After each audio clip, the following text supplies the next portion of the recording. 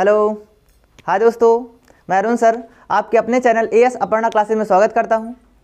आप लोगों को पता है कि हम लोग फिजिक्स में स्थिर वैद्युतिकी के टॉपिक पढ़ा रहे हैं। यहाँ पर हम लोग पढ़ रहे हैं स्थिर वैद्युतिकी में, आज इसका थर्ड लेक्चर है। जिन्होंने थर्ड लेक्चर ही केवल देख रहा है यहाँ पर, वो फर्स्ट और सेकंड जा करके देख ले। इसीलिए आपके सीरीज का नाम रखा गया है आओ झूम कर सीखें। यार हंसना ना है, पहले ध्यान से देखना है यहाँ पर। अब बात समझो, आओ झूम कर सीखें।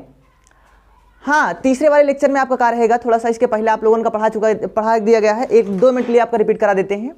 पहले वाले टॉपिक में वैद्युत आवेश पढ़ चुके हैं। वैद्युत आवेश के बाद कूलाम का नियम, कूलाम के नियम के बाद आपका वैद्युत बल रेखाएं और वैद्युत बल रेखाओं के गुण, ये सब क्वालिटियां आपका सेकंड लेक्चर में, जितने भी सेकंड लेक्चर में वीडियो हैं आपको सेकंड लेक्चर तक दे दिया गया है, ठीक है ना। और यहाँ पर आज हम लोग एक डेरिवेशन थोड़ा सा करेंगे। हाँ, एक बार डेरिवेशन का एक अस्तित्व समझेंगे थोड़ा सा। डेरिवेशन होता कैसे है, यहाँ पर आप लोग बेसिकली सीखेंगे। आप लोग बेसिकली सीखेंगे कि यहाँ पर ये डेरिवेशन थोड़ा सा उसके आगे का प्रोसेस है, और समझिएगा ध्यान से। हेडिंग है किसी एक बिंदु आवेश के कारण वैद्युत क्षेत्र की तीव्रता। किसी एक बिंदु आवेश के कारण, आपको पता है कल ही हम बताए थे कि सिंपली समझो कि अगर कोई आवेश होता है तो उसके आवेश के चारों ओर एक वैद्युत क्षेत्र उत्पन्न होता है, नहीं उत्पन्न होता है ना।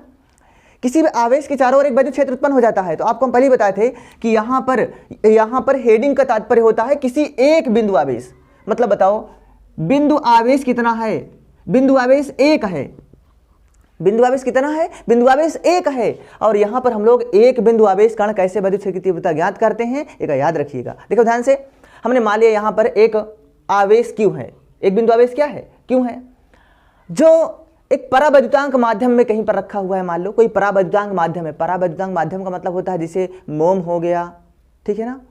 अन्य परावैद्युतांक माध्यम में ढेर सारी चीजें आ जाती हैं। तो मान लिया हमने कि कोई के परावैद्युतांक माध्यम में जैसे मोम वगैरह हो गया, इन परावैद्युतांक माध्यम में ये प्लस क्यू एक आवेश रखा गया है, और यहाँ से हमने r मीटर दूर पर एक क्यू नॉट आवेश लिया है। अब बताओ यहाँ पर परीक्षण आवेश, हाँ एक आवेश ये होता है और क्यू नॉट को हम परीक्षण आवेश कह लेते हैं। परीक्षण आवेश का मतलब होता है कि इसका सूत्र प्राप्त करने के बाद, परीक्षण करने के बाद इसका अस्तित्व खत्म हो जाएगा, अर्थात इसको अपने आप से माना जाता है, क्यू नॉट एक परीक्षण आवेश माना जाता है। और जब डेरिवेशन लास्ट में प्राप्त करेंगे तो क्यू नॉट, आप देखिएगा डेरिवेशन में क्यू नॉट, जो नया फार्मूला नीचे प्राप्त होगा उसमें क्यू नॉट नहीं रहेगा, कहीं ना कहीं करके जरूर ही वो कट जाएगा। चलिए देखिएगा कैसे। अब बात समझो आप लोग, यहाँ पर एक क्यू आवेश है, इससे r मीटर दूर पर एक क्यू नॉट आवेश रखा गया है। कितने मीटर दूर पर? r मीटर दूर पर। तो आपको यहां पर लिख देते हैं थोड़ा सा, माना प्लस क्यू आवेश से r मीटर की दूरी पर एक परीक्षण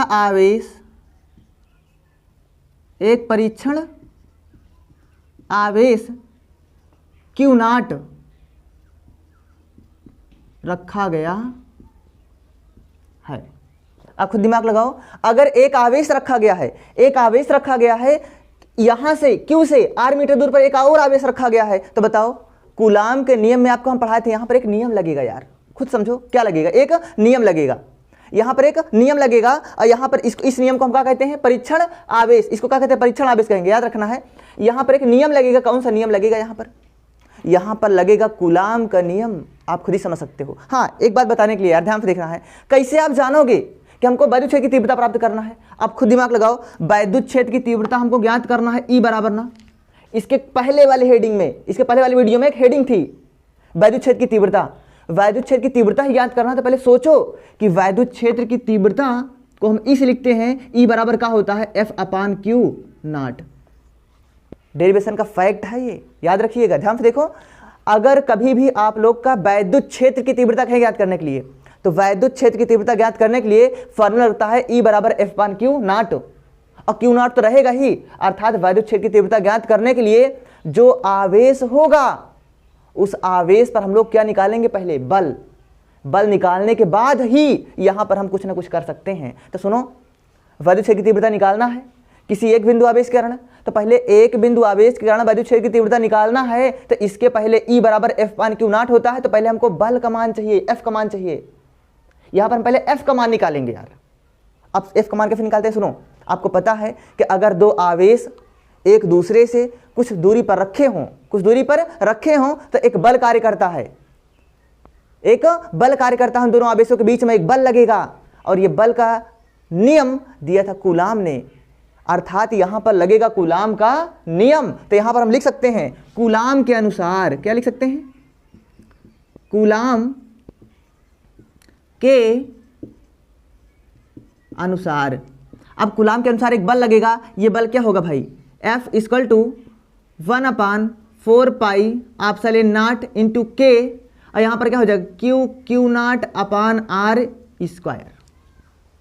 कूलाम का नियम ही तो होता है ना, दो बिंदु आवेशों के बीच लगने वाला बल होता है, जो लगेगा यहाँ इन दोनों आवेशों के बीच जो बल लगेगा, इनको कूलाम ने दिया था, और कूलाम ने सूत्र का बताया था, F बराबर 1/4 pi epsilon not into K into Q/r²।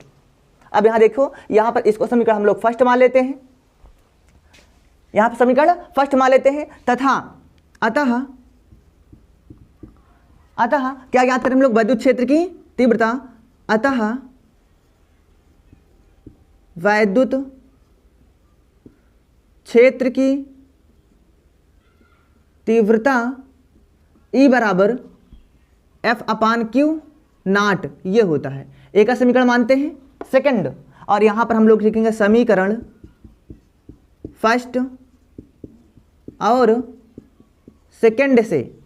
देखो यहां पर E बराबर F/q0 है, तो F का मान ये वाला यहां उठा के पुटअप कर सकते हैं। देखो पुटअप करते हैं, यहां पर निकल आएगा E बराबर F का मान ये वाला यहां उठा कर रखो 1/4 pi epsilon not into K, और यहां पर हो जाएगा Q/r² पूरे का बटा, यहां पर है Q0, ये वाले Q0 से Q0 क्या होगा, कट जाएगा। अब ये बटा बटा है नीचे चला आएगा, तो हो जाएगा E बराबर 1/4 pi epsilon not into K into Q/r²। यहां पर हम मान लेते हैं, यदि यहां पर ध्यान से देखना थोड़ा सा, यहां पर अगर हम करते हैं तो यहां पर मान लेते हैं K, यहां पर K को हटा भी सकते हो, हम मान लेते हैं यदि K बराबर 1 मानते हैं तो क्या प्राप्त होगा भाई, E बराबर 1/4 pi epsilon not into Q/r²। यहां पर आपका वैद्युत क्षेत्र की तीव्रता प्राप्त हो गई। किसी एक बिंदु आवेश के कारण वैद्युत क्षेत्र की तीव्रता का फार्मूला होगा क्या, E बराबर 1/4 pi epsilon not into Q/r²। यहां पर आपका एक नया हेडिंग किसी एक बिंदु आवेश के कारण वैद्युत क्षेत्र की तीव्रता कंप्लीट होती है। जय हिंद दोस्तों, कंप्लीट करिएगा इसको।